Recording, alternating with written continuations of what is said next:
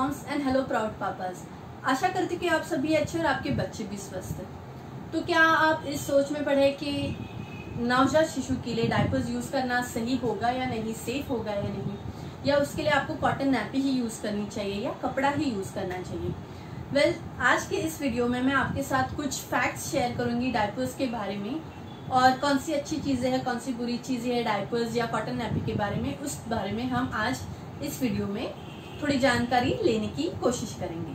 तो अगर आपको ऐसी वीडियोस देखना है प्रेगनेंसी, मदर केयर और चाइल्ड केयर रिलेटेड टॉपिक्स पे, तो प्लीज मेरे चैनल को सब्सक्राइब करिए। और अभी आगे बढ़ते हैं आज की वीडियो की तरफ। तो सबसे पहला सवाल जो माता पिता के दिमाग में आता है कि अपने नवजात शिशु के लिए डायपर यूज करना सुरक्षित होगा या नहीं, क्योंकि अगर आप बड़ों से पूछे तो शायद आपको ये कहेंगे कि ये एक्चुअली माँ की कन्वीनियंट के लिए यूज किया जाता है, ताकि माताओं को जो कॉटन नैपीज है या जो कपड़ा बच्चे के लिए यूज किया जाता है वो बार बार धोना ना पड़े या बार बार चेंज ना करना पड़े। या उनका ऐसा भी कहना होता है कि अगर आप डायपर यूज करेंगे तो बेबी को रैशेस हो जाएंगे, तो ये बच्चे की सेहत के लिए अच्छा नहीं है, तो यूज नहीं करना चाहिए। लेकिन ये पूरी तरह से सच नहीं है। हाँ, ये माताओं के लिए बहुत ज्यादा कन्वीनियंट है, लेकिन ये बच्चों के लिए भी कन्वीनियंट है। कैसे? क्या आपने किसी बच्चे को देखा है जो सोने की कोशिश कर रहा है, लेकिन क्योंकि उसका जो कॉटन नैपी या जो कपड़ा उसके लिए यूज किया वो बार बार गीला हो रहा है क्योंकि वो पेशाब कर रहा है, और नींद से हर बार जागना पड़ रहा है, हर बार रोना पड़ रहा है ताकि वो चेंज किया जाए, जिसकी वजह से बच्चे की नींद पूरी नहीं होती। या फिर क्या आपने ऐसे बच्चे को देखा है जो नींद में पेशाब कर देता है, अपनी नैपी गीली कर देता है, लेकिन फिर भी उठता नहीं है, सोता है, रोता नहीं है, लेकिन जिसकी वजह से फिर माता पिता को पता ही नहीं चलता कि बच्चे ने कपड़ा गीला कर दिया है, और जिसकी वजह से गीला कपड़ा बच्चे के शरीर के ऊपर बहुत देर तक रह जाता है, और जिसकी वजह से फिर बच्चे को रैशेज होने लगते हैं। हाँ, ऐसा भी होता है। अगर आप कपड़े भी यूज करो, लेकिन अगर गीला कपड़ा ज्यादा देर तक रहेगा तो रैशेज होने ही है। तो अगर आप डायपर यूज कर रहे हैं तो सबसे पहली बात तो ये कन्वीनियंट है माताओं के लिए। दूसरी बात, ये जो गीलापन है वो सोख लेता है पूरी तरह से, और जिसकी वजह से बच्चे की स्किन जो है त्वचा को काफी देर तक सूखा रखता है, जिसकी वजह से बच्चे को नींद अच्छी मिलती है।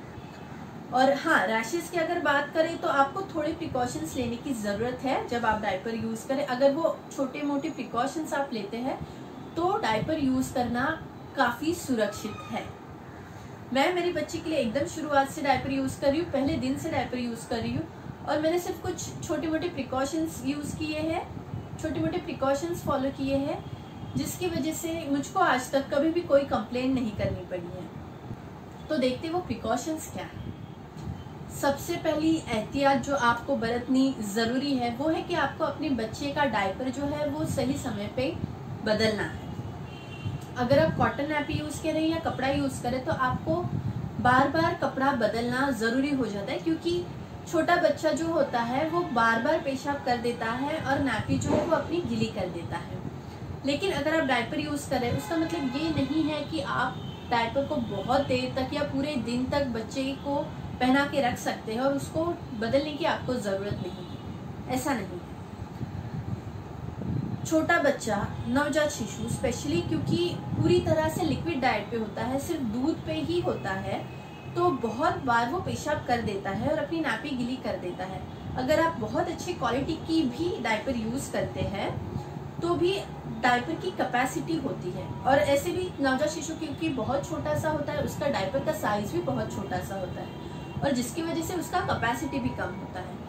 तो अगर आप अच्छा डायपर यूज भी कर रहे हैं तो ये बहुत जरूरी है कि आपको ये डायपर 2 से 3 घंटे में चेंज करना है। अगर आपका बच्चा पॉटी कर देता है डायपर में तो वो आपको इमीडिएटली चेंज करना है, तुरंत आपको बदलना जरूरी है। मैंने देखा है लोगों को जो डायपर यूज करना नहीं जानते हैं ठीक तरह से, और उनको लगता है क्योंकि अच्छा क्वालिटी का डायपर है मैं तो पूरी दिन उसको रख सकती हूँ मेरे बच्चे के ऊपर, मुझको कुछ चिंता करने की जरूरत ही नहीं है। लेकिन ऐसा होता नहीं है। मैंने देखा है एक माँ थी, उन्होंने ऐसे ही किया, अपने बच्चे को बहुत ज्यादा देर तक पूरे दिन भर एक ही डायपर में रखा करती थी वो, और पता नहीं कितने बार वो बच्चा एक्चुअली सेम डायपर में पॉटी कर देता दिन भर में, पता नहीं कितनी बार, और जिसकी वजह से उसकी स्किन इतनी ज्यादा डैमेज हो गई थी कि बच्चे के कुछ दिन के बाद एक्चुअली बच्चे को हॉस्पिटल में जाना पड़ा, ट्रीटमेंट लेने के लिए एडमिट होना पड़ा था, इतनी स्किन डैमेज हो चुकी थी। तो अगर आप इस तरह से डायपर्स यूज़ करेंगे तो आप डायपर्स को जिम्मेदार नहीं रख सकते इस चीज़ के लिए, क्योंकि आपको कुछ एहतियात बरतना ज़रूरी है और डायपर्स को 2 से 3 घंटे में बदलना ज़रूरी है। और अगर बच्चा पॉटी करता है डायपर में तो तुरंत पॉटी क्लीन करना और बदलना डायपर को बहुत ज़रूरी है। दूसरी एहतियात जो आपको बरतनी है वो है कि बच्चे का डायपर एरिया आपको साफ करना है हर बार जब आप बच्चे का डायपर बदलेंगे। तो आपको एटलीस्ट हर बार साफ करना है जब आपका बच्चा पॉटी करता है। तो आपको बच्चे का डायपर एरिया साफ करने के लिए साबुन यूज करने की जरूरत नहीं है, लेकिन आप गुनगुने पानी से बच्चे का डायपर एरिया साफ कर सकते हैं। उसके लिए आप या तो बेबी वाइप्स जो अवेलेबल है मार्केट में रेडीमेड वो यूज कर सकते हैं, या तो गीला कपड़ा या गीला कॉटन यूज कर सकते हैं, गीला कपास आप यूज कर सकते हैं, कॉटन स्वॉप जिसे कहते हैं। मैं मेरी बच्ची के लिए यूज करती हूँ Johnson and Johnson baby skin care wipes. ये इसमें थोड़ा मॉइस्चराइजिंग लोशन भी है और ये बच्चे के लिए स्किन के लिए काफ़ी अच्छा है। मुझे इससे कुछ भी प्रॉब्लम अभी तक नहीं आया है। लेकिन अगर आप कोई और वाइप्स यूज़ कर रहे हैं अपने बच्चे के लिए तो ध्यान रखें कि बहुत हेवी फ्रेगनेंस जिस वाइप्स में हो वो आप यूज़ ना करें, क्योंकि वो बच्चे की स्किन को इरिटेट कर सकता है। तीसरा प्रिकॉशन जो आपको अपने बच्चे के लिए लेना है कि रैश क्रीम यूज़ करना है। रैश क्रीम एक्चुअली काम कैसे करता है, ये एक तरह का पेट्रोलियम जेली होता है। जब आप बच्चे की स्किन पे इसको लगा लेते हैं तो वो दीवार की तरह काम करता है बच्चे की स्किन और डायपर्स के बीच में। होता क्या है, जब आप इसको आपके बच्चे की स्किन पे अप्लाई कर देंगे और अगर बच्चा पेशाब कर देता है या पॉटी भी कर देता है अगर डायपर में, तो क्योंकि आपने ये बीच में रैश क्रीम अप्लाई कर दिया है तो ये जो गंदगी है वो आपके बच्चे के स्किन को, त्वचा को डायरेक्टली टच नहीं करती है, जिसकी वजह से आपके बच्चे को सुरक्षित रखा जाता है, आपके बच्चे की स्किन को सुरक्षित रखा जाता है। तो एक अच्छा, अगर आप रैश क्रीम यूज़ करें तो आपको दिन में हर बार जब आप चेंज करते हैं बच्चे का डायपर हर बार यूज़ करने की ज़रूरत नहीं। अगर दिन में 2 बार भी आप यूज़ करेंगे तो ये काफ़ी हो जाता है। मैं यूज़ कर रही हूँ ये A+D बेयर्स से बना हुआ, बेयर्स मैन्युफैक्चरर है इसका rash cream, baby rash cream, और ये मैं एकदम शुरुआत से यूज़ कर रही हूँ। ये मुझको बहुत अच्छा लगा है, इससे मेरी बेबी का स्किन प्रोटेक्ट भी होता है और अगर कभी कभार रैश आ भी जाते हैं तो ये ट्रीटमेंट भी कर देता है। मेरी बच्चे के 1 या 2 दिन के बीच में ही मेरे बच्चे के रैशेस चले जाते हैं। नॉर्मली रैशेस आते नहीं हैं। मेरी बच्ची अभी 15 महीने की है। इस 15 महीने में 2 या 3 बार उसको रैशेज आए होंगे जब भी उसके दांत निकल रहे थे और जब पेट खराब हो जाता है, बार बार लूज मोशंस की वजह से पॉटी होती है, ऐसे समय पे उसको हल्के फुल्के रैशेज आ जाते हैं कभी कभी। और उस वक्त पे ये रैश क्रीम मैं यूज़ करती हूँ। तो सिर्फ मैंने इतना किया है कि अदरवाइज जब मैं दिन में सिर्फ 2 बार ये लगाती हूँ, जब उसको रैशेज होते हैं तो मैं इसको हर बार लगाती हूँ जब उसका डायपर मैं चेंज करती हूँ। तो इससे मुझको काफ़ी मदद मिली। अगर आपको ये डायपर क्रीम या रैश क्रीम यूज़ करना है तो आपको इसकी लिंक नीचे डिस्क्रिप्शन बॉक्स में मिल जाएगी। चौथी एहतियात जो आपको बरतनी ज़रूरी है, जो मैं समझती हूँ, कि आपके बच्चे की स्किन को आप थोड़ा सा सांस लेने के लिए जगह दें। अगर आप डायपर्स यूज़ कर रहे हैं पूरा 24 घंटा अगर आप बच्चे की स्किन को बंद करके रखेंगे तो अच्छा नहीं है स्किन के लिए। तो थोड़ी देर के लिए एटलीस्ट दिन में बच्चे को अगर आप खुला रखें तो ये आपके बच्चे की स्किन के लिए अच्छा होगा। मैं सबसे अच्छा टाइम जो समझती थी मेरे बच्चे के लिए विदाउट डायपर उसको रखने के लिए, वो था एकदम सुबह सुबह। जब मेरी बच्ची न्यूबॉर्न बेबी थी, छोटी सी थी, तो उसका एक रूटीन सेट हो चुका था। वो सुबह 4 बजे के आसपास दूध पीने के लिए उठती थी और उसके बाद वो 3 घंटा सो जाती थी। 7 बजे के आसपास वो वापस उठती थी। तो इस समय पे मैं क्या करती थी, उसको एक बार दूध जब पिला देती थी उसके बाद उसका डायपर निकाल के रख देती थी उसको खुला।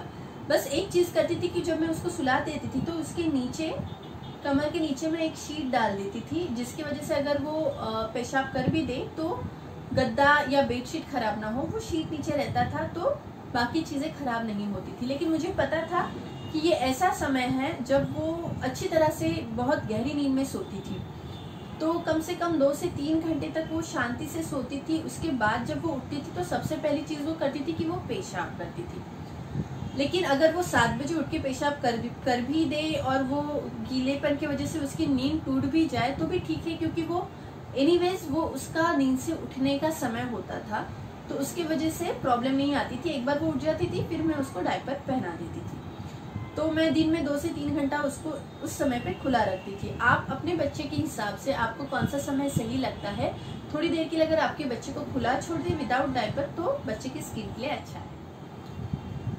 डायपर और कॉटन नैपी के बीच में क्या बेहतर है? ऐसे तो बहुत सारी चीज़ें हैं जिसको कंसिडर किया जाता है, बहुत सारी लोगों के अलग अलग ओपिनियन हैं। अगर आप बड़ों से पूछे तो बड़े कहेंगे कि ट्रेडिशनली जो कपड़ा यूज़ करते हैं वही सही है। ये भी सुना है कि कुछ लोग समझते हैं कि अगर आप डायपर यूज़ करेंगे बच्चे के लिए तो बच्चे के दोनों पैर के बीच में जो गैप होती है वो बढ़ जाती है, जो बिल्कुल भी गलत है। ऐसा कुछ नहीं होता है। तो और भी कुछ चीज़ें हैं जिसे हम कंसिडर करना चाहिए हमें। तो आज अभी देखते हैं कि कौन सी चीज़ें हैं जिसके वजह से दोनों में से डायपर और कपड़ा दोनों में से कौन सी चीज़ ज़्यादा बेहतर है आपके लिए, आप डिसाइड कर सकते। पहली चीज़ है कन्वीनियंस, यानी कि सुविधा। हम सब जानते हैं कि डायपर यूज़ करना माँ के लिए बहुत सुविधाजनक हो जाता है, क्योंकि कपड़े को बार बार धोना नहीं पड़ता है और बार बार कपड़े का नैपी चेंज नहीं करना पड़ता है, और उसी के साथ सिर्फ कपड़ा चेंज नहीं करना पड़ता है। अगर बच्चा पेशाब कर देता है तो कपड़ा, उसके नीचे बेडशीट, शायद आपका बेड भी खराब हो जाए, शायद आपके कपड़े भी खराब हो जाए, तो बहुत सारी चीज़ें गंदी हो सकती है जो गंदी होने से बच जाती है अगर आप डायपर यूज़ करें। उसी के साथ बच्चे के लिए भी सही है क्योंकि वो ज़्यादा देर तक गीलेपन से दूर रहता है। दूसरी चीज़ है बच्चे के लिए नींद। अगर आप कॉटन नैपी या कपड़ा यूज़ कर रहे हैं तो क्योंकि बच्चा बार बार उसको गीला कर देगा, बच्चे की नींद बहुत बार टूट जाती है और बच्चे सही तरह से सो नहीं पाते। उसी वक्त अगर आप डायपर यूज़ करते हैं तो बच्चे को बहुत देर तक जो गीलेपन से जो है वो डायपर दूर रखता है और बच्चा अच्छी तरह से सो पाता है। खर्चा, डायपर यूज़ करना एक्चुअली बहुत खर्चीला हो सकता है।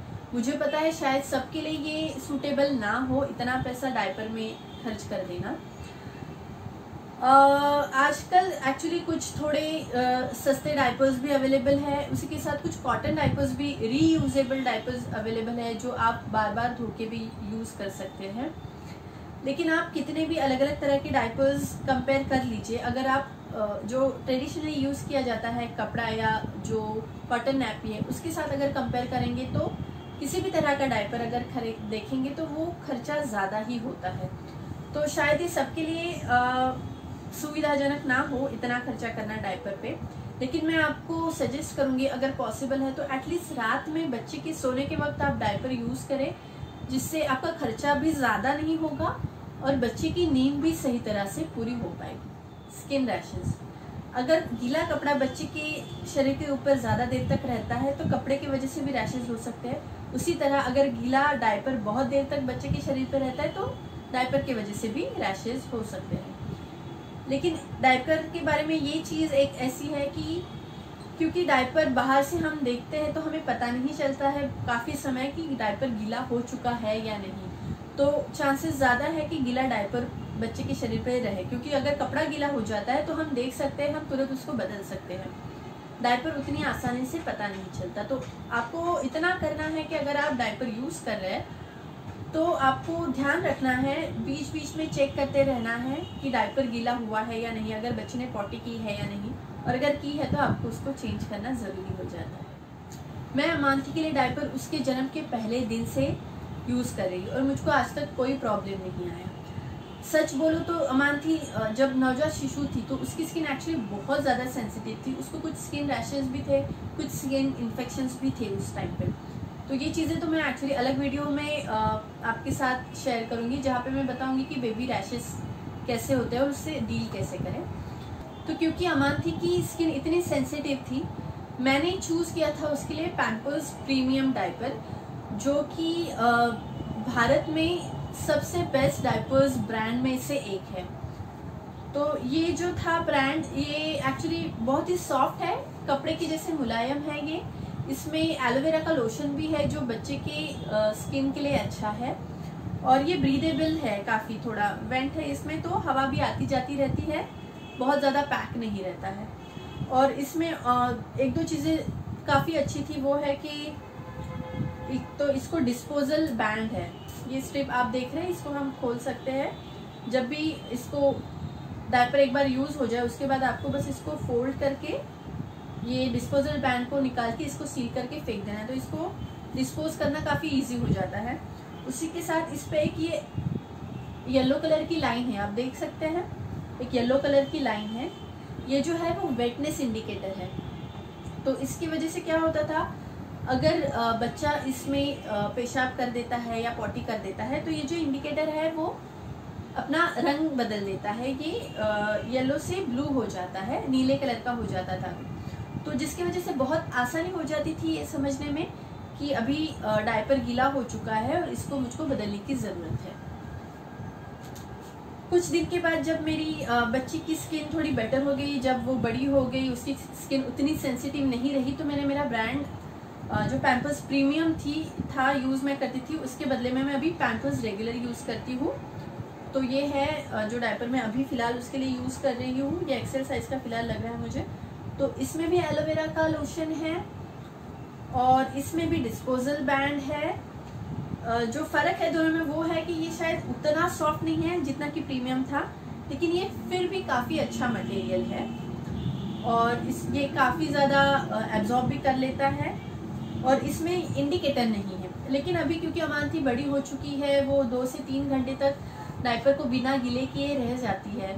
एक्चुअली ये टाइम है कि मैं उसको पॉटी ट्रेनिंग दूँ, तो मैं वो भी करूँगी फिलहाल मैं और मेरा एक्सपीरियंस शेयर भी करूँगी आपके साथ अलग वीडियो में।